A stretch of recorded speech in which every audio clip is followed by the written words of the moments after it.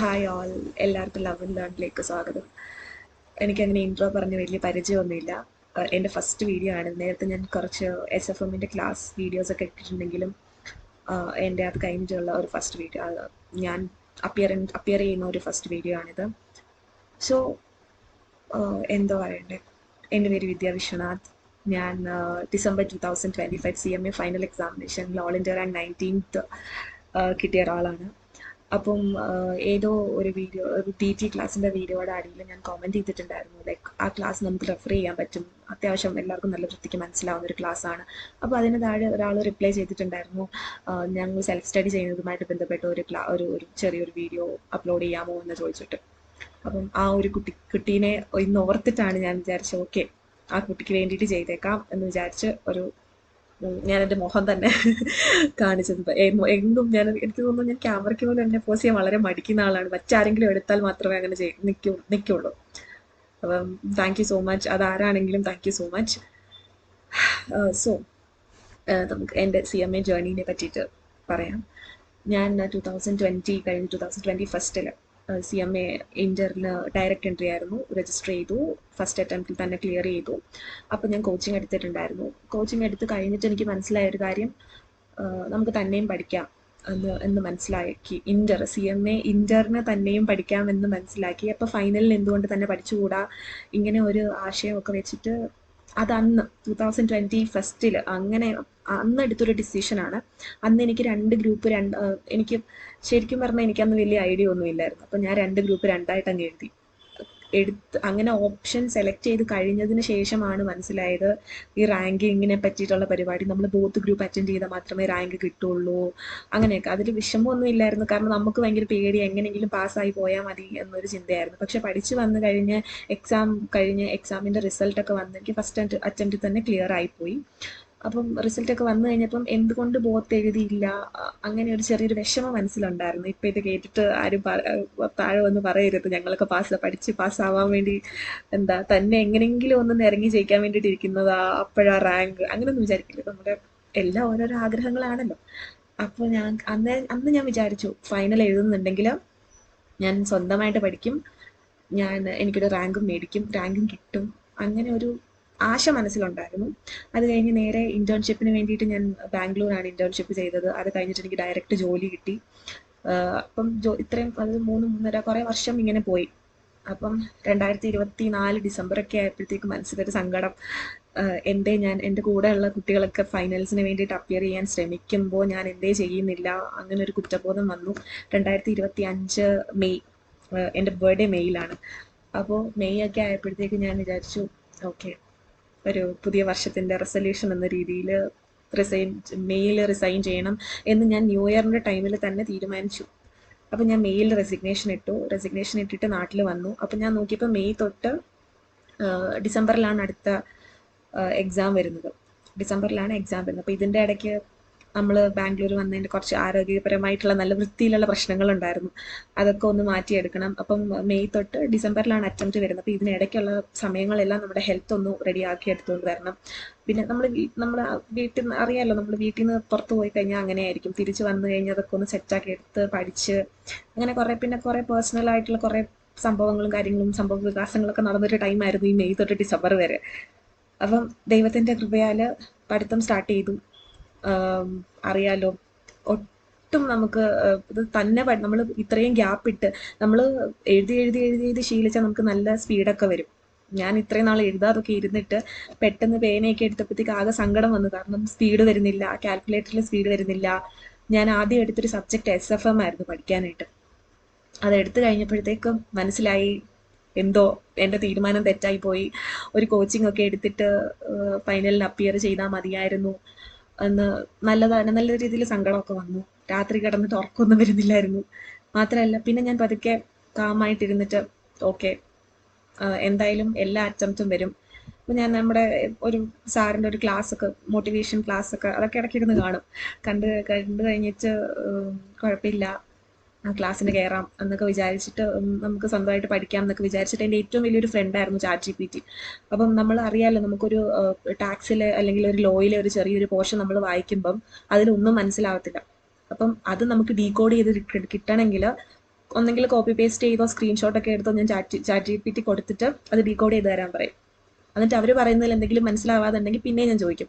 അങ്ങനെ നമുക്ക് വളരെ ബേസിക് എന്ന് ഫുള്ള് ക്ലാസി ആയിട്ടുള്ള നോളജ് കിട്ടാൻ വേണ്ടിയിട്ട് അത് ഹെൽപ്പ് ചെയ്തു, നന്നായിട്ട് ഹെൽപ്പ് ചെയ്തു. ചാറ്റ് GPT ആയിരുന്നു ഏറ്റവും വലിയ ഫ്രണ്ട് എൻ്റെ എക്സാമിൻ്റെ ടൈമിൽ. മറ്റൊന്നും കൂടുതൽ ഞാൻ യൂട്യൂബ് വീഡിയോസ് പോലും ഞാൻ അത്രയും ഡിപ്പെൻഡ് ചെയ്തിട്ടില്ല. കംപ്ലീറ്റ്ലി ഞാൻ ചാറ്റ് GPTയിൽ ഒരാളായിരുന്നു. പിന്നെ സ്റ്റഡിയുടെ ഞാൻ എങ്ങനെയാണ് പഠിച്ച് ഭയങ്കര പാടാണ്. എല്ലാവരും പറയും സക്സസ് വരും, സക്സസ് നമ്മൾ ഒത്തിരി അങ്ങ് ശ്രമിച്ച് എഫേർട്ട് ഇട്ട് കഴിഞ്ഞാൽ എല്ലാം വരും. പക്ഷെ നമ്മൾ നമ്മളെ പിടിച്ചിരുത്തുക എന്ന് പറയുന്നത് ഇറ്റ്സ് നോട്ട് ഈസി. അതായത് ഞാൻ മെയിൽ വന്നു, പിന്നെ മെയ് ലാസ്റ്റാന്ന് തോന്നുന്നു വന്നത്. മെയിൽ വന്നു കഴിഞ്ഞിട്ട് ഫൈനൽ എക്സാമിന് രജിസ്റ്റർ ചെയ്തിട്ട് എനിക്ക് ടെക്സ്റ്റ് ബുക്ക് കിട്ടാൻ വേണ്ടിയിട്ട് അപ്ഡേറ്റഡ് ടെക്സ്റ്റ് ബുക്ക് തന്നെ വേണമെന്ന് എനിക്ക് വാശിയുണ്ടായിരുന്നു. അപ്പം അത് കിട്ടാൻ വേണ്ടി കുറച്ച് ടൈം എടുത്തു, പോസ്റ്റ് വഴി വരാൻ കുറച്ച് ടൈം എടുത്തു. അതുവരെ ഞാൻ സ്റ്റഡി മെറ്റീരിയൽ എല്ലാം നമ്മുടെ പോർട്ടലിൽ നിന്ന് ഡൗൺലോഡ് ചെയ്തിട്ട് എല്ലാം എൻ്റെ സിസ്റ്റത്തിൽ വെച്ച് കഴിഞ്ഞിട്ട് എൻ്റെ ഫോൺ കംപ്ലീറ്റ്ലി ഞാനങ്ങ് മാറ്റി. ഫോൺ ഉപയോഗിക്കുന്നുണ്ട്, പക്ഷേങ്കിൽ എനിക്ക് ഇൻസ്റ്റാ അക്കൗണ്ട് ഒന്നും അങ്ങനെ ഇല്ല, ഞാനങ്ങനെ ഉപയോഗിക്കാത്ത ആളാണ്. ഉണ്ടെങ്കിലും ഉപയോഗിക്കില്ല, കാരണം എനിക്കതിൽ ഫോളോവേഴ്സ് മറ്റു കാര്യങ്ങളൊക്കെ ഭയങ്കര കുറവാണ്. ഞാൻ അങ്ങനെ അതിൽ ഞാൻ അറിയാലോ, ഒന്നും അപ്ലോഡ് ചെയ്യുന്ന ഒരാളല്ല ഞാൻ, നേരത്തെ പറഞ്ഞത്. അപ്പം അതുമായിട്ട് ഒന്നുമില്ല. പിന്നെ ഉള്ളത് വാട്സപ്പാണ്, അത് എല്ലാവരും ഉപയോഗിക്കും. പിന്നെ അത് നമുക്ക് കളയാൻ പറ്റത്തില്ല, എന്തെങ്കിലും അപ്ഡേഷനോ കമ്മ്യൂണിക്കേഷനോ ഒക്കെ വരുന്നത് അതിലായിരിക്കും. ഫോൺ മാക്സിമം 24 മണിക്കൂർ ഉണ്ടെങ്കിൽ 24 മണിക്കൂറും ഫോൺ ഇല്ലെങ്കിൽ എനിക്ക് ജീവിക്കാൻ പറ്റും എന്നുള്ള ഒരു മനസ്സാദ്യം ഉണ്ടാക്കിയെടുക്കുക. അയ്യോ 2 മണിക്കൂർ പഠിച്ചിട്ട് അരമണിക്കൂർ എനിക്ക് ഫോൺ ഉപയോഗിക്കാമല്ലോ, അങ്ങനെ ചിന്തിച്ച് പഠിക്കാൻ കയറരുത്.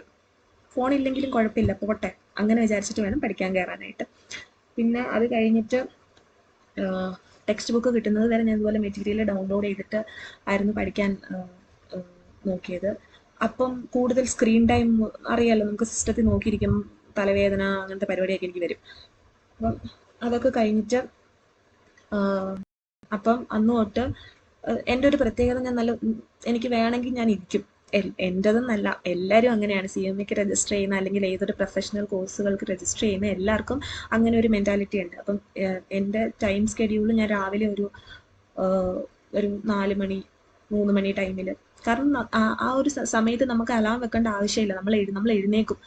കാരണം നമുക്ക് മനസ്സിൽ ഒത്തിരി പേടിയുണ്ടായിരിക്കും, ഒത്തിരി ടെൻഷൻ ഉണ്ടായിരിക്കും, എന്നെക്കൊണ്ട് പറ്റുമോ, എൻ്റെ എക്സാം എങ്ങനെയായിരിക്കും എന്നൊക്കെ ഉള്ള ഒരുപാട് പേടി എൻ്റെ മനസ്സിലുണ്ട്. അപ്പോൾ ഞാൻ ഓട്ടോമാറ്റിക്കലി അലാം ഒന്നും ഇല്ലാതെ തന്നെ 3 മണിക്കൊക്കെ എഴുന്നേറ്റ് കഴിഞ്ഞിട്ട് ആദ്യത്തെ ഒരു മാസം ഞാൻ പ്ലാൻ ചെയ്യുന്നത് വേറെ, നടക്കുന്നത് വേറെ, അങ്ങനെയായിരുന്നു. ഒന്നും എനിക്ക് അങ്ങോട്ട് മാനേജ് ചെയ്യാൻ പറ്റാത്ത രീതിയിലായിരുന്നു. പക്ഷെങ്കിൽ 24 മണിക്കൂറിൽ ഒരു 10-15 മണിക്കൂറെങ്കിലും ഞാൻ ചുമ്മാ അങ്ങ് പൊക്കോട്ടെന്ന് വിചാരിച്ചെങ്കിലും ഞാൻ പഠിക്കാനോ അവിടെ എവിടെയൊക്കെ എടുത്ത് റെഡിയാക്കി വെക്കുമായിരുന്നു. അപ്പം എനിക്ക് മനസ്സിലായൊരു കാര്യം, എല്ലാവരും ഇപ്പം നമുക്ക് ക്ലിയർ ചെയ്ത് പോകാൻ പറ്റാത്ത ആൾക്കാരും ക്ലിയർ ചെയ്യുന്നവരും റാങ്ക് ഹോൾഡേഴ്സും എല്ലാവർക്കും ഒരേ രീതിയിലാണ് പഠിക്കാൻ പറ്റുന്നത്. അത് എല്ലാവർക്കും പഠിക്കാൻ പറ്റും. ഒറ്റ ഒരു കാര്യത്തിൽ മാത്രമേ വ്യത്യാസം വരത്തുള്ളൂ. അവർ പഠിക്കുന്ന ഒരു മെത്തേഡ് അല്ലെങ്കിൽ അവർ പഠിക്കുന്ന ഒരു സ്ട്രാറ്റജി, ഇത് രണ്ടും ഈ ഒരു സംഭവം വേറെ ആയിരിക്കും. അപ്പം അതുകൊണ്ട് മാത്രമാണ് ചിലർക്ക് ക്ലിയർ ചെയ്യാൻ പറ്റാണ്ടായി പോകുന്നതും ചിലർക്ക് പറ്റുന്നതും ഈ ഒരു മാസത്തിൽ ഞാൻ മനസ്സിലാക്കി. അപ്പം ഞാൻ ആദ്യം ചെയ്യാഞ്ഞൊരു കാര്യം, മറ്റൊരാൾ എങ്ങനെ സ്ട്രാറ്റജി എടുക്കും, പഠിക്കുന്നു എന്നൊരു സംഭവം ഞാൻ ചെക്ക് ചെയ്തില്ല. എനിക്ക് അതിൻ്റെ ആവശ്യമില്ലാന്ന് ആദ്യം തന്നെ എനിക്കറിയാം. കാരണം അയാൾക്ക് ഒരു പ്ലാൻ ഉണ്ടാകുന്നത് അത് അയാളുടെ ടൈമിനെയും അയാളുടെ എല്ലാത്തിനെയും കൂടെ ഡിപ്പെൻഡ് ചെയ്തിട്ടായിരിക്കും. ഞാൻ നോക്കി എനിക്ക് എത്ര സമയം മാക്സിമം ഇരിക്കാൻ പറ്റും. ആ ഇരിക്കുന്ന സമയത്തിൽ ഞാനിപ്പം 24 മണിക്കൂർ ഇരുന്ന് പഠിച്ചെന്ന് പറഞ്ഞിട്ടും കാര്യമില്ലല്ലോ. ആ 24 മണിക്കൂർ ഇരുന്ന് പഠിക്കുന്നതിൽ എത്രത്തോളം എനിക്ക് എൻ്റെ ആൻസർ പേപ്പറിൽ കൊണ്ടുവരാൻ പറ്റും, എത്രത്തോളം നോളജ് എനിക്ക് റീറ്റെയിൻ ചെയ്ത് വെക്കാൻ പറ്റും. So that's very important. So അതുകൊണ്ട് തന്നെ ഞാൻ ഒരു ദിവസം ഒരു 4 ടോട്ടൽ 8 സബ്ജക്റ്റാണ്. ഒരു ദിവസം ഒരു 4 സബ്ജക്റ്റ് എടുത്തു. അതിൽ 2 പ്രോബ്ലം പേപ്പറും കാണും, 2 തിയറി പേപ്പറും കാണും. തിയറി പേപ്പർ എന്ന് പറയുമ്പം ഇപ്പം ഞാൻ എടുത്ത സ്ട്രാറ്റജി എല്ലാവർക്കും കളിയാക്കുമായിരിക്കും ചിലപ്പോൾ. ഞാൻ ആദ്യം ഒരു ഒറ്റ ടെക്സ്റ്റ് എടുത്തു. ആ ടെക്സ്റ്റിൽ 300 പേജ് ഉണ്ടായിരിക്കും. ഓക്കെ, അപ്പം ഈ ഒരു മാസത്തിൽ അല്ലെങ്കിൽ ഇത്ര ടൈമിനുള്ളിൽ ഞാൻ ഈ ഒരു ടെക്സ്റ്റ് കംപ്ലീറ്റ് ചെയ്യണം എന്നുള്ള ഒരു ഇത് ഫിക്സ് ചെയ്തു. ഒരു ടെക്സ്റ്റ്, ഒരു ചാപ്റ്റർ അല്ല, ഒരു ടെക്സ്റ്റ്. ഇപ്പം ഒരു ഉദാഹരണം പറയുകയാണെങ്കിൽ എലക്റ്റീവ് പേപ്പർ എടുക്കാം. അത് വളരെ ഇമ്പോർട്ടൻസ് കുറവായതുകൊണ്ടാണ് അതെടുത്തത്, കാരണം പറയാൻ എളുപ്പമാണ്. അപ്പം എലക്റ്റീവ് പേപ്പറിൽ ഞാനിപ്പോൾ പറയുകയാണ് ഒരു 300 പേജ് വരുന്നുണ്ട്. 300 പേജ് ഞാനാണെങ്കിൽ എല്ലാ ദിവസവും, സോ നമുക്ക് സാറ്റർഡേ ഇല്ല, സൺഡേ ഇല്ല, മൺഡേ ഇല്ല, ഒരു ആഴ്ചയിൽ 7 ദിവസം ഉണ്ടെങ്കിൽ 7 ദിവസം വളരെ നമ്മൾ എഫേർട്ട് ഇട്ടിട്ട് തന്നെ ഇരിക്കണം. അപ്പം ഈ 7 ദിവസം ഉണ്ട്. 300-നെ ഒരു ഇത്ര പേജ് ഒരു ദിവസം ഞാൻ കംപ്ലീറ്റ് ചെയ്ത് കഴിഞ്ഞാൽ, ഇത്ര പേജ് ഞാൻ അങ്ങനെയായിരുന്നു പഠിച്ചത്, ഇത്ര പേജ് ഒരു ദിവസം കംപ്ലീറ്റ് ചെയ്ത് കഴിഞ്ഞാൽ എനിക്ക് ബാക്കിയുള്ള ടൈമിലൊക്കെ റിവിഷൻ എടുക്കാം, അല്ലെങ്കിൽ തീരാത്ത സബ്ജക്റ്റും കൂടെ അങ്ങോട്ടേക്ക് കയറ്റാം. ഇങ്ങനെ പേജിനെ ഞാൻ ഡിവൈഡ് ചെയ്തു. അപ്പം ഉള്ള എനിക്ക് കിട്ടിയ ഒരു പ്ലസ് പോയിന്റ് എന്ന് പറയുമ്പം ഇപ്പം ഒരു ദിവസം 3 പേജാന്ന് വെച്ചോ, ഒരു ദിവസം 3, 4, 5 പേജാന്ന് വെച്ചോ. അപ്പം ഈ 5 പേജിലും ചിലപ്പോൾ ഒരു പേജ് ചാപ്റ്ററിന്റെ ഇൻട്രോ പേരായിരിക്കും, അതങ്ങനെ പോകും. ഒരു പേജ് ചിലപ്പം അതിൻ്റെ മറ്റൊരു സംഭവം അല്ലെങ്കിൽ പ്രോബ്ലം ഇങ്ങനെ വന്നു പോകും. സോ ഇങ്ങനെ നമുക്ക് ഇടയ്ക്ക് റിലാക്സേഷൻ ഉള്ള ടൈമും വരും, ഒരു സബ്ജക്റ്റിന് സ്ട്രെസ് കുറവുള്ള ടൈമും വരും, ഇടയ്ക്ക് സ്ട്രെസ് കുറച്ച് കൂടുന്ന ടൈമും വരും. അപ്പം ഇങ്ങനെ വെച്ചിട്ട് ആ പേപ്പറിൻ്റെ ആ ഒരു ലെക്ചർ പേപ്പറിൻ്റെ നുക്ക് ആൻഡ് കോർണർ എനിക്ക് പിടിക്കാൻ പറ്റി. നമുക്ക് നമ്മുടെ പ്രത്യേകത എന്താണെന്നറിയോ, നമുക്ക് 30 മാർക്ക് MCQ പോകുന്നുണ്ട്. അപ്പം ഒരു ടെക്സ്റ്റ് നമുക്ക് കിട്ടണം നമ്മുടെ സ്റ്റഡി മെറ്റീരിയൽ. ഞാൻ പറയത്തില്ല നിങ്ങൾ ഇത് റെഫർ ചെയ്യണം, ഇത് റെഫർ ചെയ്ത് കഴിഞ്ഞാൽ നിങ്ങൾക്ക് റാങ്ക് എടുക്കാം അല്ലെങ്കിൽ ക്ലിയർ ആക്കാം, ഇങ്ങനെ ഒന്നും ഞാൻ പറയത്തില്ല. ഞാൻ ആകെ റെഫർ ചെയ്തിരിക്കുന്നത് എൻ്റെ സ്റ്റഡി മെറ്റീരിയൽ മാത്രമാണ്. സ്റ്റഡി മെറ്റീരിയൽ വളരെ ക്ലിയർ ആയിട്ട്, എന്നുവെച്ചാൽ പേപ്പറിൽ എത്ര പേപ്പർ ഉണ്ട് അങ്ങനെയൊന്നുമല്ല, എത്ര പേപ്പർ എണ്ണി അങ്ങനെയൊന്നുമല്ല. സ്റ്റഡി മെറ്റീരിയലിൽ നുക്ക് ആൻഡ് കോർണർ വളരെ ക്ലിയർ ആയിട്ട് ഞാൻ വായിച്ചു.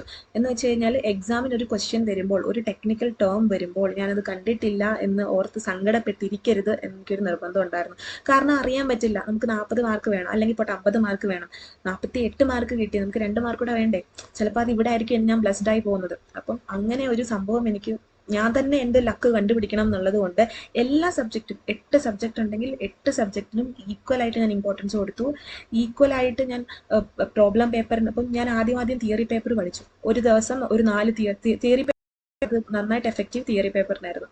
ഒരു ദിവസം ഒരു 4 തിയറിയുടെ ഒരു 4 പേപ്പർ പഠിച്ചിട്ടുണ്ടെങ്കിൽ പിറ്റേ ദിവസം ഞാൻ പഠിക്കുന്നതിന് തൊട്ട് മുന്നേ ഈ 4 പേപ്പർ ചുമ്മാതെ കാണാതെ ഒന്നും പറഞ്ഞില്ലെങ്കിലും ചുമ്മാതെ ഞാനിങ്ങനെ നോക്കും, ഓക്കെ ഇതായിരുന്നു ഇതിലെ കൺസെപ്റ്റ്, അല്ലെങ്കിൽ ഇതാണ് ഇതിലെ കൺസെപ്റ്റ് എന്ന് ഞാൻ സ്വയം ഒരു 5, 10, 15 മിനിറ്റ് ജസ്റ്റ് ഒന്ന് ഓടിച്ചു വിടും. കാരണം നമ്മളൊന്ന് റീബൂട്ട് ചെയ്യണം, അല്ലെങ്കിൽ നമുക്കൊന്ന് ഒരു സ്റ്റാർട്ടിംഗ് പോയിന്റ് കിട്ടണ്ടേ. നമ്മളല്ലാതെ ഇന്നലെ 4 പേപ്പർ പഠിച്ചു, പോട്ടെ പഠിച്ചു എന്ന് പറഞ്ഞിട്ട് പെട്ടെന്ന് അടുത്ത 4 പേപ്പർ പഠിക്കാൻ പോയി കഴിഞ്ഞിട്ട് എല്ലാം കൂടെ നോക്കുമ്പോൾ ഒന്നും ഇല്ലാതായിപ്പോ. സോ ബെറ്റർ നിങ്ങൾ കുന്നോളം പഠിച്ചില്ലെങ്കിലും നിങ്ങൾ എത്രത്തോളം പഠിച്ച് വരുന്നോ അത്രത്തോളം മൈൻഡിൽ ഫിക്സ് ആക്കി വെക്കാൻ പറ്റുന്നുണ്ടെങ്കിൽ ഡൺ ആൻഡ് ഡസ്റ്റഡ്. സോ ഇതായിരുന്നു ഒരു മെത്തേഡ് അല്ലെങ്കിൽ ഒരു സ്ട്രാറ്റജി എന്ന് പറയുന്നത്. രണ്ടാമത്തത്, എക്സാമിൻ്റെ ഒക്കെ ടെൻഷൻ കാരണം എന്താ പറയുന്നത്, ചിലപ്പോൾ നമ്മൾ രാത്രിയിൽ ഒക്കെ ഇരുന്ന് സങ്കടപ്പെടുന്നു. എനിക്ക് തോന്നുന്നു ഒരു ഒക്ടോബർ നവംബർ ഒക്കെ ആയപ്പോഴത്തേക്ക് എനിക്ക് ഭയങ്കരമായിട്ട് വിഷമം വന്നു. കാരണം സെപ്റ്റംബർ ആയപ്പോഴാണെന്ന് തോന്നുന്നു എനിക്ക് GST, ആ സെപ്റ്റംബർ മന്ത് ഞാൻ ഏറ്റവും കൂടുതൽ തിയറി പേപ്പർ എല്ലാം ഞാൻ എല്ലാ ദിവസവും എന്നല്ല, ഇപ്പം ഒരു ദിവസം 4 സബ്ജക്റ്റ് ആണെങ്കിൽ ആ 4 സബ്ജക്റ്റിന് 15 മണിക്കൂർ ഉണ്ടെങ്കിൽ അത് ഫുള്ളും ഞാൻ 4 സബ്ജക്റ്റിന് ഓൾട്ടർനേറ്റീവായിട്ട് പഠിക്കും, ബോറടിക്കാതിരിക്കാൻ വേണ്ടി ഓൾട്ടർനേറ്റീവായിട്ട് പഠിക്കും. അടുത്ത ദിവസം അടുത്ത 4 സബ്ജക്റ്റ്, എന്നിട്ട് പിറ്റേ ദിവസം പിന്നത്തെ 4 സബ്ജക്റ്റ് പഠിക്കുമ്പം അത് പിന്നെ ഒന്നുകൂടെ റിവൈസ് ചെയ്ത് വരും. കാരണം മറന്നു പോകാതിരിക്കാൻ വേണ്ടിയിട്ട് റിവൈസ് ചെയ്ത് അതിങ്ങനെ നമ്മളൊരു സ്ഥിരമാക്കി നമ്മുടെ റുട്ടീനാക്കി എടുക്കണം. നമ്മളിപ്പോൾ ജിമ്മിൽ പോകുന്ന ഒരു എഫേർട്ട് ഇട്ടിട്ടല്ലേ ചെയ്യണത്. ചിലപ്പോൾ മടി കാണും, പക്ഷെ മടിയൊക്കെ മാറ്റി അങ്ങ് വെക്കണം. നമുക്ക് വേറെ ഓപ്ഷൻ ഇല്ല. നമുക്ക് മടി വരുമ്പോൾ നമ്മൾ കണ്ണടച്ചിട്ട് നമ്മൾ തോറ്റു പോകുന്നതായിട്ട് നമ്മളൊന്ന് വിചാരിച്ചാൽ മതി. ഞാൻ അങ്ങനെ ആയിരുന്നു. അപ്പോൾ നമുക്ക് സ്വന്തമായിട്ട് പഠിക്കാനായിട്ടൊക്കെ തോന്നും. അതൊരു നല്ല മോട്ടിവേഷനാണ് സംഭവം. അപ്പം ഒരു നവംബർ ഒക്കെ ആയി കഴിഞ്ഞപ്പോഴത്തേക്ക് പേടിയായി. ഞാൻ ഒന്നാമത്തെ കാര്യം ഞാൻ തന്നെയാണ് പുസ്തകങ്ങളെല്ലാം 8 പുസ്തകം പഠിച്ചത് തന്നെത്താനാണ് വായിച്ചെല്ലാം മനസ്സിലാക്കിയത്. അപ്പം എക്സാമിൻ്റെ ക്വസ്റ്റ്യൻ പേപ്പറൊക്കെ ചെയ്ത് പഠിച്ചിട്ടുണ്ടോ എന്ന് എന്നോട് എല്ലാവരും ചോദിക്കും. എനിക്ക് ക്വസ്റ്റ്യൻ പേപ്പർ ചെയ്ത് പഠിക്കാൻ അറിയാമല്ലോ, ഞാൻ സ്വന്തമായിട്ട് പഠിച്ചിട്ട് റിവൈസ് ചെയ്തിട്ടാണ് പോയത്. ക്വസ്റ്റ്യൻ പേപ്പർ ചെയ്ത് പഠിക്കാനുള്ള സമയമൊന്നും എൻ്റെ കയ്യിലില്ല. അപ്പം ഞാൻ എന്താ ചെയ്തതെന്ന് വെച്ച് കഴിഞ്ഞാൽ ക്വസ്റ്റ്യൻ പേപ്പർ എല്ലാം ഡൗൺലോഡ് ചെയ്തിട്ട് ഇതിനകത്തിലെ MCQs നമുക്ക് ബിഗ് ക്വസ്റ്റ്യൻ കിട്ടും. അതിൽ എല്ലാ MCQs ഉണ്ട്. അപ്പോൾ MCQs ഒന്നും നോക്കണ്ട, ഒരു ബിഗ് ക്വസ്റ്റ്യൻ എല്ലാത്തിൻ്റെ ബിഗ് ക്വസ്റ്റ്യൻ ഡൗൺലോഡ് ചെയ്തിട്ട് അത് നോക്കിയാൽ മതി. ഇതിനകത്തിൽ എല്ലാ ക്വസ്റ്റ്യൻസും നോക്കിയിട്ട് അതിനകത്തിൽ എന്തെങ്കിലും സെപ്പറേറ്റ് ആയിട്ട് എന്തെങ്കിലും വരുന്നുണ്ടോ, അങ്ങനത്തെ പ്രത്യേകിച്ചുള്ള അഡ്ജസ്റ്റ്മെന്റുകൾ ഉണ്ടോ, അങ്ങനെയൊക്കെ നോക്കിയിട്ടുണ്ടായിരുന്നു. അല്ലാതെ ഞാൻ ചെയ്ത് പഠിച്ച് സമയമില്ലായിരുന്നു. ചെയ്ത് പഠിക്കാൻ പറ്റുന്നുണ്ടെങ്കിൽ അത് ഏറ്റവും വലിയ കാര്യമാണെന്നേ പറയുള്ളൂ. എനിക്ക് ചെയ്ത് പഠിക്കാനായിട്ടുള്ള സമയം എൻ്റെ കയ്യിലില്ലായിരുന്നു. കാരണം എന്നെ സംബന്ധിച്ചിടത്തോളം എങ്ങനെയെങ്കിലും പഠിക്കണം, ഡിസംബർ കൊണ്ട് ക്ലിയർ ചെയ്യണം, അതായിരുന്നു എൻ്റെ ഗോള്. അത് നടന്നു. അപ്പം അങ്ങനെയൊക്കെ ചെയ്ത് പഠിക്കുന്നുണ്ടെങ്കിൽ ഇറ്റ്സ് ബെറ്റർ. അവർക്ക് നന്നായിട്ട് സ്കോർ ചെയ്യാൻ പറ്റുന്നതാണ് എൻ്റെ ഒരു ഇത്. അടുത്തതെന്ന് പറഞ്ഞു കഴിഞ്ഞാൽ നമ്മുടെ സ്റ്റഡി മെറ്റീരിയൽസിലെ പ്രോബ്ലം.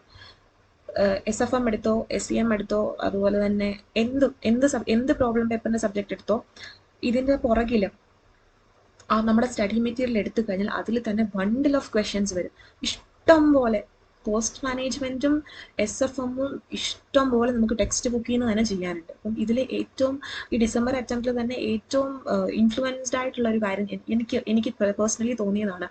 ഇതിനകത്തിലെ നമ്മൾ ദൂരെ മാറി കിടക്കുന്ന കുറച്ച് പ്രാക്ടിക്കൽ ക്വസ്റ്റ്യൻസ് ഉണ്ടായിരിക്കും ഏറ്റവും ലാസ്റ്റ് പേജിലോ, അല്ലെങ്കിൽ ഇങ്ങനെ ഒരുപാട് ഒരു 10-25 ക്വസ്റ്റ്യൻ ഇവർ ഒന്നിച്ച് തരുന്ന നമ്മുടെ ടെക്സ്റ്റ് ബുക്കിൽ തന്നെ. അപ്പം ഇതിനകത്ത് നിന്ന് ഇവർ നമ്പേഴ്സ് മാത്രം മാറ്റിയിട്ട് ക്വസ്റ്റ്യനായിട്ട് ചോദിച്ച് വന്നിട്ടുണ്ടായിരുന്നു. അത് എത്ര പേർക്ക് മനസ്സിലായി എന്ന് എനിക്കറിയത്തില്ല, പക്ഷെ ഞാനത് ചെയ്ത് നോക്കി പോയത് കൊണ്ട് എനിക്ക് നന്നായിട്ടത് മനസ്സിലായി. എനിക്ക് SFM-ന്റെ ആയിരുന്നു ക്വസ്റ്റ്യൻ വന്നിരുന്നത്. സോ അത്യാവശ്യം എനിക്കത് അതൊക്കെ കണ്ടപ്പോൾ എനിക്ക് ഭയങ്കര സന്തോഷം തോന്നി. അതുപോലെ തന്നെ GST-യുടെ പേപ്പർ ആണെങ്കിലും അത് GST ഒക്കെ നമ്മൾ പഠിക്കണമെങ്കിൽ GST പഠിക്കണമെങ്കിൽ കൺസെപ്റ്റ് GST-ക്ക് കുറേ ക്വസ്റ്റ്യൻസ് ചെയ്ത് പഠിച്ചിട്ട് പോയിട്ടൊന്നും കാര്യമില്ല. വളരെ ക്ലിയർ ആയിട്ട് കൺസെപ്റ്റ്. അപ്പം എനിക്ക് സ്വന്തമായിട്ട് ഒരു നോട്ട് ബുക്ക് ഒക്കെ ഉണ്ടായിരുന്നു. അപ്പോൾ ഈ നോട്ട് ബുക്കിൽ GST-യും DT ഒക്കെ പഠിച്ച് എങ്ങനെയാണെന്ന് വെച്ച് കഴിഞ്ഞാൽ എല്ലാത്തിൻ്റെയും ബേസിക് ഞാൻ ആദ്യം എടുത്തു വെച്ചു. ബേസിക് ഇല്ലാതെ മാർക്ക് സ്കോർ ചെയ്യാൻ പറ്റുമെന്ന് ചോദിച്ചു കഴിഞ്ഞാൽ അത് ഫൗണ്ടേഷൻ അല്ലേ. അത് നമുക്കിപ്പം ഇൻകം ഫ്രം സാലറി ആയിക്കോട്ടെ, ക്യാപിറ്റൽ ഗെയിൻ ആയിക്കോട്ടെ, PGBP ആയിക്കോട്ടെ, ഇതൊക്കെ ഫൗണ്ടേഷനാണ്. ഒരു ഇൻകം എങ്ങനെ ടാക്സ് ചെയ്യണം എന്നൊക്കെ പറയുന്ന ഒരു ഫൗണ്ടേഷനാണ്. അപ്പോൾ ഇത് നമുക്കറിയില്ല എന്നുണ്ടെങ്കിൽ നമ്മൾ എങ്ങനെ ബാക്കിയുള്ള കാര്യങ്ങളൊക്കെ പഠിക്കും? നമുക്ക് ബേസിക്കലി ഇപ്പം ഞാൻ പറയാം, ഞാൻ കുറച്ച് ടെക്നിക്കലായിട്ടുള്ള സംഭവങ്ങൾ പഠിച്ചിട്ട് പോയി, എന്തുകൊണ്ടോ അങ്ങനത്തെ ക്വസ്റ്റ്യൻസ് വന്നു, ഞാൻ പാസ്സായി. പക്ഷെ ചിലർക്ക് അത് അതേപോലെ വരണം ഒരു നിർബന്ധവും ഇല്ല അല്ലേ. ചിലരും അതേപോലെ തന്നെ ചെയ്തിട്ട് പോവും, പക്ഷെ എന്തോ ലക്കിന്റെ കാരണം കൊണ്ടോ എന്തൊക്കെയോ കൊണ്ടോ അവർക്കത് കിട്ടാൻ പറ്റി എന്ന് വരില്ല. അപ്പം നമ്മളിപ്പം ഒരു യുദ്ധത്തിന് പോവാം, നമ്മളെ കൊണ്ട് പറ്റുന്ന രീതിയിൽ എല്ലാ ലൂപ്പ് ഹോൾസും നമ്മൾ അടച്ച് അങ്ങനെ വേണം നമ്മൾ പ്രിപ്പയർ ചെയ്തിട്ട് പോകാൻ. അല്ലാതെ ഞാൻ കണ്ടിട്ടുണ്ട് പഠിക്കുന്നത്, ഞാൻ അങ്ങനെ കുറ്റം പറയുന്നതല്ല, കണ്ടിട്ടുണ്ട് അവിടുന്ന് സെലക്റ്റീവായിട്ട് പഠിച്ചിട്ട് ഞാൻ നന്നായിട്ട് പഠിച്ചു എന്നാലും എനിക്ക് കിട്ടിയില്ല, അങ്ങനെ പറഞ്ഞതിൽ കാര്യമില്ല. അപ്പം ഒന്ന് ആലോചിച്ച് നോക്കിയാൽ അപ്പം ഞാൻ എനിക്ക് AIR 19 കിട്ടി. അപ്പം AIR 15-ഉം സെക്കൻഡും ഫസ്റ്റും അവർക്ക് എന്തോരം എഫേർട്ട് ഇട്ടിട്ടായിരിക്കും. എല്ലാവരും എഫേർട്ട് ഇടുന്നുണ്ട്, ചിലർ കൂടുതലും ചിലർ കുറച്ച്, ചിലർ നല്ല മെത്തേഡ് പഠിക്കുന്നവരുണ്ട്, നല്ല സ്ട്രാറ്റജിയിൽ പഠിക്കുന്നവരുണ്ട്. എന്തോ നമ്മുടെ കയ്യിൽ നിന്ന് നമ്മൾ പഠിക്കുന്നതിൽ എന്തോ ഒരു വിട്ടുവീഴ്ച വന്നു, അതുകൊണ്ടാണ് നമുക്ക് ക്ലിയർ ആയി പോകാൻ. ചിലപ്പോൾ ലക്കായിരിക്കാം, അല്ലെങ്കിൽ എന്തോ. അപ്പം നമ്മുടെ കയ്യിൽ നിന്ന് ഒരു കുറവും വരാൻ പാടില്ല. ഓക്കെ, നമ്മൾ നന്നായിട്ട് പ്രിപ്പയർ ചെയ്തിട്ട് വേണം പോകാനായിട്ട്. നന്നായിട്ട് പ്രിപ്പയർ ചെയ്തിട്ട് പോയിട്ട് എന്തെങ്കിലും പറ്റുകയാണെങ്കിൽ okay, I have done my best, അങ്ങനെ നമുക്കൊരു ചിന്ത വരാം. ചിലർ വിചാരിക്കും ഞാൻ നന്നായിട്ട് ചെയ്തു എന്നിട്ട് എനിക്ക് കിട്ടിയില്ല എന്തേ, അങ്ങനെയൊക്കെ വരും. ഓക്കെ, ദാറ്റ്സ് ലൈഫ് അല്ലേ. അപ്പം നമ്മളൊരു എക്സാമിന് പോകുമ്പം ലെഫ്റ്റ് റൈറ്റ് സെൻറ്റർ എല്ലാം ഭയങ്കരമായിട്ട് വെൽ പ്രിപ്പയർഡ് ആയിട്ട് വേണം പോകാനായിട്ട്. എന്ത് ക്വസ്റ്റ്യൻ ചോദിച്ചാലും എനിക്കറിയില്ലെങ്കിലും 2 സെൻറ്റൻസ് എഴുതാൻ നിങ്ങളെ കൊണ്ട് പറ്റിയിരിക്കണം. അതാണ്. ഇപ്പം ഉദാഹരണം പറഞ്ഞു കഴിഞ്ഞാൽ CFR-ൻ്റെ ഒരു പേപ്പറിൽ ഒരു കൺസോളിഡേഷൻ വന്നിട്ടുണ്ടായിരുന്നു December 25-ൽ. സോ അത് ഞാൻ നോക്കിയപ്പം ഇറ്റ്സ് എ കൈൻഡ് ഓഫ്, എനിക്ക് കൺസോളിഡേറ്റ് ചെയ്യാനായിട്ട് ഇഷ്ടമുള്ളൊരു കൂട്ടത്തിലാണ്. കാരണം എനിക്ക് ഇഷ്ടമാണ്, ഞാൻ ഒരു CFM-ൽ അങ്ങനെ കമ്പനീസൊക്കെ ഹാൻഡിൽ ചെയ്തിട്ടുണ്ട്. എനിക്ക് ഇഷ്ടമാണ് അങ്ങനെ ചെയ്യാൻ വേണ്ടിയിട്ട്. അപ്പം നമ്മൾക്ക് ഇഷ്ടമല്ലാത്ത കാര്യങ്ങൾ വന്നാലും എനിക്ക് ഇഷ്ടമാണെന്നും പറഞ്ഞ് അങ്ങ് ചെയ്തേക്കണം. ഇറ്റ്സ് മൈ ടൈപ്പ്, അങ്ങനെ പറഞ്ഞിട്ട് ചെയ്യാൻ ശ്രമിക്കണം. അപ്പം അങ്ങനെ ആ ഒരു ക്വസ്റ്റ്യൻ എന്ന് പറഞ്ഞു കഴിഞ്ഞാൽ അതെനിക്ക് ഞാൻ ക്വസ്റ്റ്യൻ വായിച്ച സമയത്ത് എനിക്കത് പെട്ടെന്ന് കത്തിയിട്ടുണ്ടായിരുന്നില്ല, എങ്ങനെ ചെയ്യണം എന്ന് ഒരു ഐഡിയ ഉണ്ടായിരുന്നില്ല.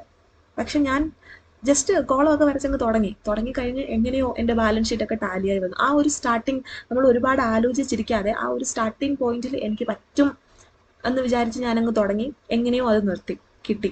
ഇതേപോലൊരു ഇത് വന്നത് സ്റ്റാൻഡേർഡ് കോസ്റ്റിങ്ങിൻ്റെ SCM-ൻ്റെ പേപ്പറിൻ്റെ സമയത്തായിരുന്നു. എനിക്ക് കുറച്ച് ഹെൽത്ത് ഇഷ്യൂസ് ഒക്കെ ഉണ്ടെന്ന് ഞാൻ പറഞ്ഞിട്ടില്ല. അപ്പം സ്റ്റാൻഡേർഡ് കോസ്റ്റിങ്ങിൻ്റെ പേപ്പർ ഞാൻ എഴുതാൻ തുടങ്ങി, കോട്ടയത്തായിരുന്നു സെൻറ്റർ വന്നിരുന്നത്. എഴുതാൻ തുടങ്ങിയ സമയത്ത് കുഴപ്പമില്ലായിരുന്നു. എഴുതി ഒരു 10-15 മിനിറ്റ് കഴിഞ്ഞപ്പോഴത്തേക്ക് എനിക്ക് തോന്നുന്നു BP ലോ ആയതാണോ എന്തോ ഒരു പ്രശ്നം പറ്റി.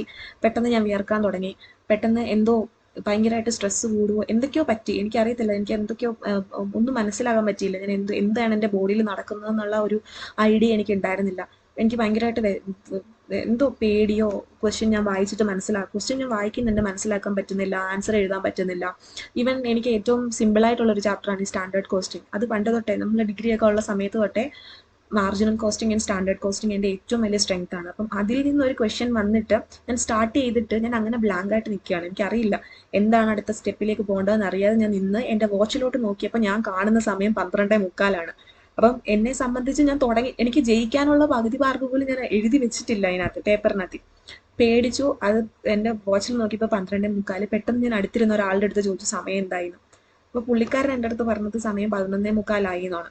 11:45. അപ്പം അന്നേരത്തെ ആ ഒരു ഇതിൽ എനിക്ക് കണ്ടത് 12:45. ഞാൻ പേടിച്ചു. അപ്പോഴത്തേക്ക് നിന്ന ഇൻവിജിലേറ്റർ ചോദിച്ചു എന്താ പറ്റുന്നത്. അപ്പം ഞാൻ പറഞ്ഞു ഞാൻ സമയം ചോദിച്ചതാ. അവർ വിചാരിക്കും നമ്മൾ ആൻസർ ചോദിച്ചതാ. സമയം ചോദിച്ചതാന്ന് ഇങ്ങനെ പറഞ്ഞു. അപ്പം അത് കഴിഞ്ഞ് എക്സാം എന്തൊക്കെയോ എഴുതി ലാസ്റ്റ് ഒരു അരമണിക്കൂർ കിട്ടും. അപ്പം അത് ഒരു 10-15 മിനിറ്റ്, ഒരു 11:45, ഒരു 12 മണിയോടുകൂടി എൻ്റെ റിലേ ഒക്കെ തിരിച്ച് വന്നു. പെട്ടെന്ന് ഫാസ്റ്റ് എഴുതാൻ എന്തൊക്കെയോ ഞാൻ എന്നെ കൊണ്ട് പറ്റുന്ന രീതിയിൽ ഞാൻ ബ്രീത്ത് ഇൻ ബ്രീത്ത് ഔട്ട് ചെയ്തിട്ട് എഴുതി തീർക്കാൻ ശ്രമിച്ചു കഴിഞ്ഞിട്ട് ഒരു ലാസ്റ്റ് ഒരു ഹാഫ് ആൻ അവർ ആയപ്പോഴത്തേക്കും ഇനി അരമണിക്കൂറും കൂടെ ഉള്ളൂ. അപ്പം അപ്പോഴത്തേക്ക് എനിക്ക് തിരിച്ചു വന്നു. ഞാൻ തിരിച്ച് നമ്മുടെ നാട്ടിലേക്ക് വന്നു. എനിക്ക് സ്റ്റാൻഡേർഡ് കോസ്റ്റിങ്ങിൻ്റെ ഞാൻ തുടങ്ങി വെച്ചതൊക്കെ എനിക്ക് തിരിച്ച് തീർക്കാൻ പറ്റി. എന്തൊക്കെയോ അത് ആ ഒരു ദിവസം ഞാൻ ബ്ലെസ്ഡ് ആയിരുന്നു. അതേപോലെ തന്നെ എന്തൊക്കെയോ പറ്റുകയും ചെയ്തു. ഒരു 50-50 ചാൻസ് ആയിരുന്നു ഉണ്ടായിരുന്നത്. പിന്നത്തെ ഒരു സംഭവം പറയുകയാണെങ്കിൽ നമ്മുടെ എന്താ ഇലക്റ്റീവ് പേപ്പറിനകത്തിൽ ഞാൻ 20C ആയിരുന്നു എടുത്തിരുന്നത്. കാരണം എൻ്റെ പ്ലസ് പോയിന്റ് എനിക്ക് തിയറി പെട്ടെന്ന് ക്യാപ്ചർ ചെയ്യാൻ പറ്റും. പെട്ടെന്ന് ഞാനങ്ങനെ കാണാതെ പഠിച്ചിടുന്ന ആളല്ല. അണ്ടർസ്റ്റാൻഡ് ചെയ്തിട്ട് ഞാൻ എൻ്റെ ലാംഗ്വേജിൽ എഴുതുന്ന രീതിയിൽ അങ്ങനെയാണ് തിയറി ഞാൻ പഠിക്കുന്നത്. അപ്പം ഇലക്റ്റീവ് പേപ്പർ ഞാൻ 20C എടുത്തത് ഓൺടർപ്രണർഷിപ്പാണ്. എനിക്ക് മറ്റേ സ്റ്റാർട്ടപ്പ് പരിപാടികളോടൊക്കെ ഭയങ്കര ഇഷ്ടമുള്ളൊരു കൂട്ടത്തിലും കൂടാണ്. അപ്പം എക്സാം കഴിഞ്ഞിട്ട് ഞാൻ നേരത്തെ എഴുതി കഴിഞ്ഞിട്ട് ഞാൻ പേപ്പറൊക്കെ അങ്ങോട്ടും ഇങ്ങോട്ടും ഒക്കെ തിരിച്ചു നോക്കി പേപ്പർ കൊടുത്തിട്ട് ഞാൻ ഇറങ്ങി താഴെ വന്ന് എൻ്റെ ബാഗ് എടുത്തിട്ട് ഞാൻ അവിടെ തന്നെ നിൽക്കുകയാണ്. പെട്ടെന്ന് അമ്മയുടെ കോൾ. അമ്മ അന്നേരം ഏറ്റുമാനൂർ അമ്പലത്തിലുണ്ട്. അപ്പം അമ്മയുടെ കോൾ വന്നിട്ട് അമ്മ പറഞ്ഞത് എന്താ എല്ലാം എഴുതിയോ, കുഴപ്പമുണ്ടോ? ഞാൻ പറഞ്ഞില്ല, എല്ലാം ഓക്കെ ആണ് എന്ന് പറഞ്ഞു. അത് കഴിഞ്ഞപ്പോഴത്തേക്ക് പെട്ടെന്ന് എൻ്റെ മൈൻഡിൽ ഒരു ഫ്ലാഷ് അടിച്ചു. പേപ്പറിൻ്റെ കോഡ് ഞാൻ എഴുതിയിട്ടില്ല, 20C എന്നുള്ള കോഡ് ഞാൻ എഴുതിയിട്ടില്ല. അവിടുന്ന് ഞാൻ ഫോണെല്ലാം വെച്ചിട്ട് തിരിച്ചോടി. സാധാരണ അങ്ങനെ സമ്മതിക്കത്തില്ല. തിരിച്ച് ഞാൻ ഓടി കയറി ചെന്നപ്പോഴത്തേക്കും എന്താ ഇറങ്ങിയിട്ടില്ല. ഞാൻ താഴെ തന്നെയായിരുന്നു, സ്റ്റെപ്പിൻ്റെ താഴെ തന്നെയായിരുന്നു. തിരിച്ച് ഓടി ഞാൻ സാറിൻ്റെ അടുത്ത് ചെന്നപ്പോഴത്തേക്ക് സാറിനോട് ഞാൻ പറഞ്ഞു, സാർ ഞാൻ 20C എന്ന് അവിടെ എഴുതിയിട്ടില്ല. അപ്പോൾ ബെല്ലടിച്ചിട്ടില്ല. അപ്പം ടൈം ഇങ്ങനെ എക്സാം നടന്നുകൊണ്ടിരിക്കാം. അപ്പം ഞാൻ ഇൻവിജിലേറ്ററിനോട് പറഞ്ഞു, സാർ ഞാൻ 20C എന്ന് എഴുതിയിട്ടില്ല. അപ്പം ഓൾറെഡി നമ്മൾ പേപ്പർ കൊടുത്തിട്ട് ഇറങ്ങിയതാണ്. അപ്പം ഇറങ്ങി കഴിഞ്ഞിട്ട് നമ്മൾ തിരിച്ച് ചെന്ന് നമ്മുടെ പേപ്പറിനകത്ത് നമുക്കൊരു പരിപാടിയും കാണിക്കാൻ പറ്റത്തില്ല. അപ്പം പാവം അവിടെ നിന്ന് സാറാണ് ഹെൽപ്പ് ചെയ്തത്. പുള്ളിക്കാരനാണ് 20C എന്ന്. കാരണം നമ്മളതിങ്ങനെ നമ്മൾ സർക്കിൾ ചെയ്ത് വെച്ചിട്ടില്ല എന്നുണ്ടെങ്കിൽ നമുക്ക് വാല്യുവേഷൻ ചെയ്യുമോ എന്ന് പോലും അറിയത്തില്ല. അപ്പം അങ്ങനെ ഒരു വലിയൊരു ഹെൽപ്പ് ചെയ്ത് തന്നിട്ടുണ്ടായിരുന്നു ഒരു സാറ്. അപ്പം 20C എന്ന് അവിടെ ഞാൻ അങ്ങനെ മാർക്ക് ചെയ്തു. അതിപ്പം നമുക്ക് എല്ലാ കാര്യങ്ങളും നമ്മുടെ ലൈഫിൽ സംഭവിക്കുന്നത് ചിലപ്പോൾ നമ്മുടെ ഈശ്വരാധീനമോ അല്ലെങ്കിൽ എന്തോ ഒരു പവർ, എന്തോ ഒരു ബ്ലെസ്സിങ്സ്, അല്ലെങ്കിൽ അച്ഛൻ്റെ അമ്മയുടെയോ ഒക്കെ അനുഗ്രഹമോ അല്ലെങ്കിൽ വീട്ടിലുള്ള മുതിർന്നവരുടെയൊക്കെ അങ്ങനെയൊക്കെ ബ്ലെസ്സിങ്സ് ഒക്കെ കൊണ്ടാണ്. അപ്പം അതും ലൈഫിൽ ഉണ്ടായിരിക്കണം. നല്ല രീതിയിൽ പഠിക്കണം. എല്ലാവരുടെ അടുത്തും ഞാൻ പറയുന്ന ഒരേ ഒരു കാര്യമുള്ളൂ. ഇപ്പം എക്സാം എഴുതാൻ പോകുന്ന ആൾക്കാരാണെങ്കിലും അല്ലെങ്കിലും എല്ലാവർക്കും പറ്റും. ഈ എൻ്റെ ഫ്രണ്ട്സ് കുറേ പേരൊക്കെ വന്നിട്ട് പറയും പറ്റുന്നില്ല, എങ്ങനെയാ ചെയ്തേ അങ്ങനൊന്നും ഇല്ല. ഇത് അങ്ങനെ ബുദ്ധിയുള്ളവരെന്ന് പറയുന്ന ഒരു കൂട്ടരേ നാട്ടിലില്ല എന്നാണ് എൻ്റെ ഒരു ഇത്. കാരണം നമ്മൾ എത്രത്തോളം ഒരു കാര്യത്തിനോട് നമുക്ക് ഇഷ്ടമുണ്ടോ നമ്മൾ അത്രത്തോളം അതിരുന്ന് ചെയ്യും. എത്രത്തോളം ഇഷ്ടമുണ്ടോ അത്രത്തോളം നമ്മളിരുന്ന് ചെയ്യും, അല്ലേ? അത്രത്തോളം നമ്മളിരുന്ന് ചെയ്യും. ഈ ആർട്ട് പരമായിട്ടുള്ള കാര്യങ്ങൾ സെപ്പറേറ്റ് ആണ്. അതൊക്കെ നമുക്ക് ചെയ്യാൻ കുറച്ച് കഴിവും അങ്ങനെ നമുക്ക് ജന്മനാ കിട്ടിയ എന്തോ ഒരു കഴിവ് വേണം. പക്ഷേ നമ്മൾ പഠിച്ച ഒരു പരീക്ഷ പാസ്സാകുക എന്നുള്ളത് ജസ്റ്റ് നമ്മുടെ pure hard work and smart വർക്കാണ്. നമുക്ക് എത്രത്തോളം നമുക്ക് ഇരിക്കാൻ പറ്റും, എത്രത്തോളം നമുക്ക് നമ്മളെ അതിന് കൊടുക്കാൻ പറ്റും, നമ്മൾ അതിനൊക്കെ ഡെഡിക്കേറ്റ് ചെയ്ത് കൊടുക്കാൻ പറ്റും, അതിനെ ഡിപ്പെൻഡ് ചെയ്തിട്ടിരിക്കും. അതേപോലെ തന്നെ ഇത് കേട്ടിട്ട് നിങ്ങളൊരു 10, 15, 18 മണിക്കൂർ ഇരുന്ന് പഠിക്കുമെന്ന് വെച്ചോ. അങ്ങനെ പറഞ്ഞിട്ടും കാര്യമില്ല. 18 മണിക്കൂർ പഠിക്കുമ്പോൾ അതിൽ എത്ര മണിക്കൂർ നിങ്ങൾ എഫക്റ്റീവായിട്ട് പഠിക്കുന്നു എന്നുള്ളതും വേറൊരു സംഭവമാണ്. അപ്പം നന്നായിട്ടിരുന്ന് പഠിക്കുക. എപ്പോഴെങ്കിലും നിങ്ങൾ ഡീമോട്ടിവേറ്റഡ് ആയി തോന്നുമ്പം ജസ്റ്റ് നിങ്ങൾ ഓർത്താൽ മതി, നിങ്ങളൊരു കാര്യം സ്റ്റാർട്ട് ചെയ്തിട്ടുണ്ടെങ്കിൽ അത് ഫിനിഷ് ചെയ്യേണ്ടത് നിങ്ങളുടെ ഉത്തരവാദിത്തമാണ്. അല്ലാതെ ഇപ്പോൾ ഫിനിഷ് ചെയ്യാൻ പറ്റിയിട്ടില്ല, അത് ഫ്യൂച്ചറിൽ നമ്മൾ നാളെ എവിടെയോ എത്തിക്കഴിയുമ്പം അപ്പം ഇരുന്ന് ആലോചിക്കും, അയ്യോ ഞാൻ എന്തുകൊണ്ട് ഫിനിഷ് ചെയ്തില്ല. അപ്പം ഇതൊക്കെ അത് അന്നേരം അത് റിഗ്രറ്റ് അടിക്കും. അതിൻ്റെ ഒന്നും ആവശ്യമില്ല. പുസ്തകം എടുക്കുക, എല്ലാ ഡിസ്ട്രാക്ഷൻസും മാറ്റി വയ്ക്കുക, ഇരുന്ന് നിങ്ങളുടെ ഒരു 200% ഉണ്ടെങ്കിൽ അത് അത്രയും ഇട്ടോളൂ. നിങ്ങൾ കഴിക്കുമോ, ഒരു 6 മാസത്തേക്ക് നിങ്ങളെ തന്നെ സാക്രിഫൈസ് ചെയ്താലും കുഴപ്പമില്ല. തിരിച്ച് പിന്നുള്ള ലൈഫ്, നിങ്ങൾക്ക് പിന്നുള്ള വർഷങ്ങളുണ്ടല്ലോ, അതെല്ലാം തിരിച്ച് പിടിക്കാം. അപ്പം എല്ലാവരും നല്ല വൃത്തിക്ക് പഠിക്കുക. ഇപ്പം ഞാൻ കുറച്ച് വീഡിയോസൊക്കെ SFMൻ്റെ കുറച്ച് വീഡിയോസൊക്കെ അപ്ലോഡ് ചെയ്തിട്ടുണ്ടായിരുന്നു. അപ്പോൾ ആ ഒരു വീഡിയോസിൽ ഞാൻ ഓർത്തിട്ട് അങ്ങനെ കണ്ടിന്യൂസ് ആയിട്ട് ക്ലാസ്സസ് ഇടുന്നത് കൊണ്ട് അത് നല്ല എഫേർട്ടുള്ള പരിപാടിയാണ്. അപ്പം നിങ്ങൾക്ക് എന്ത് ക്ലാസ് വേണം, അല്ലെങ്കിൽ നിങ്ങളൊരു ടോപ്പിക് എടുക്കുക, നിങ്ങൾ പഠിക്കാനായിട്ടൊരു ടോപ്പിക് എടുക്കുക. പഠിക്കാനായിട്ടൊരു ടോപ്പിക് എടുത്തിട്ട് അത് എന്തും ആയിക്കോട്ടെ, 8 സബ്ജക്റ്റിലെ ഏത് സബ്ജക്റ്റും ആയിക്കോട്ടെ, ഇതൊഴിച്ച് നിങ്ങൾക്ക് SPMBV എന്ന് പറയുന്നൊരു സബ്ജക്റ്റ് ഉണ്ട്, ഇലക്ടീവ് പേപ്പറാണ്. ഞാനത് പഠിച്ചിട്ടില്ല, അതുകൊണ്ട് അതിൽ എന്തൊക്കെ ഏരിയാസ് വരും എന്നതിനെ പറ്റി എനിക്ക് ഐഡിയ ഇല്ല. ഇതല്ലാതെ ബാക്കിയുള്ള ഇലക്ടീവ് പേപ്പർ 20C ഇൻക്ലൂഡിങ് 8 പേപ്പറിൽ എന്ത് ടോപ്പിക് എടുത്തിട്ടും മനസ്സിലാവാത്തതുണ്ടെങ്കിൽ ജസ്റ്റ് പിൻ ചെയ്താൽ മതി. ഇതുപോലെ വന്നിട്ട് നിങ്ങൾക്ക് പറഞ്ഞു തരുന്നതായിരിക്കും. ഇതുപോലെ വന്നിട്ട് അതെന്താണ് എന്നുള്ളത് വിതിൻ 2 days. അപ്പോൾ ഒരുപാട് സബ്ജക്റ്റ് വരുമ്പോൾ ജസ്റ്റ് എനിക്ക് ഫിൽട്ടർ ചെയ്തെടുക്കേണ്ടി വരും. അപ്പം ജസ്റ്റ് നിങ്ങൾ പറഞ്ഞാൽ മതി, അത് ഞാൻ അപ്ലോഡ് ചെയ്ത് തരാം. ഓക്കെ, സോ എല്ലാവർക്കും എൻ്റെ ഓൾ ദ ബെസ്റ്റ്. അറ്റ്ലീസ്റ്റ് എല്ലാവരും ക്ലിയർ ചെയ്യട്ടെ. എല്ലാവരും ക്ലിയർ ചെയ്യണം കേട്ടോ. എല്ലാവരും ക്ലിയർ ചെയ്യട്ടെ എന്ന് ഞാൻ ഭയങ്കരമായിട്ട് ആഗ്രഹിക്കുന്നുണ്ട്. അപ്പോൾ എല്ലാവർക്കും താങ്ക്സ്. ആൻഡ് ഈ ഒരു വീഡിയോയ്ക്ക് വേണ്ടിയിട്ട് നിങ്ങൾ എങ്ങനെയാണ് സെൽഫ് സ്റ്റഡി ചെയ്യേണ്ടത് എന്ന് ഉള്ള ഒരു ചോദ്യത്തിന് ഇപ്പോഴും ഉത്തരമായിട്ടില്ല. കാരണം അത് ഞാനല്ല തരേണ്ടത്, നിങ്ങൾ സ്വന്തമായിട്ട് കണ്ടുപിടിക്കണം. ഞാൻ എത്ര സമയം പഠിക്കണം, എങ്ങനെ പഠിക്കണം, എന്തായിരിക്കണം എൻ്റെ സ്ട്രാറ്റജീസ്.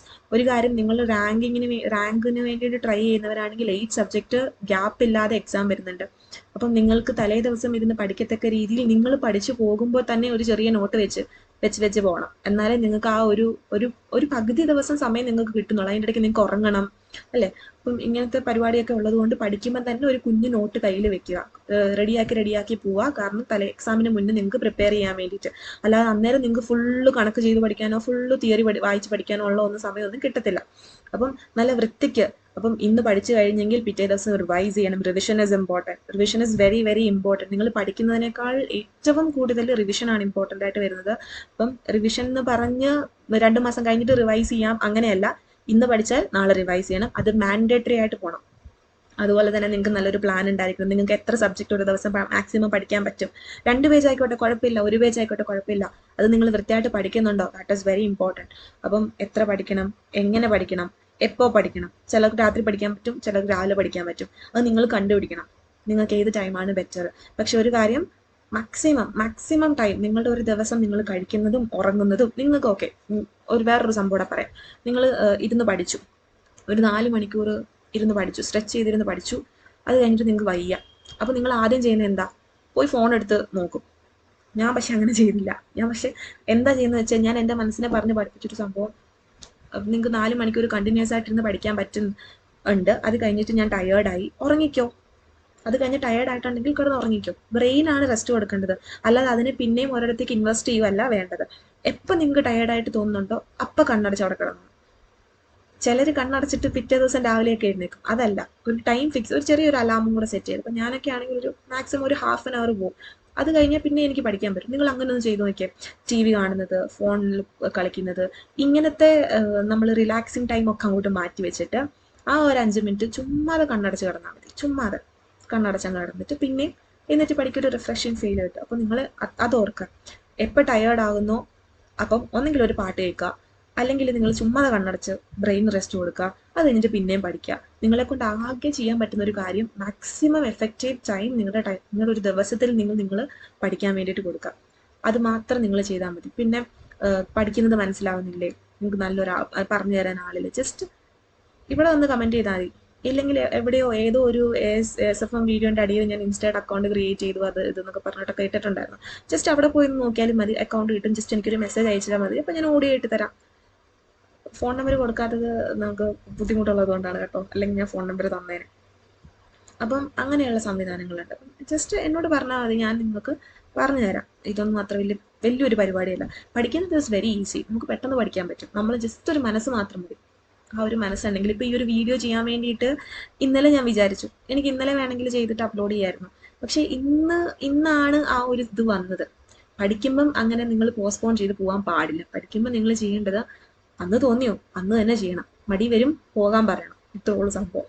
അപ്പം എല്ലാവർക്കും ഓൾ ദ ബെസ്റ്റ്. ഓക്കെ, നന്നായിട്ട് പഠിക്കുക, നന്നായിട്ട് പരീക്ഷ എഴുതുക, എല്ലാം പറ്റും. Okay, bye bye.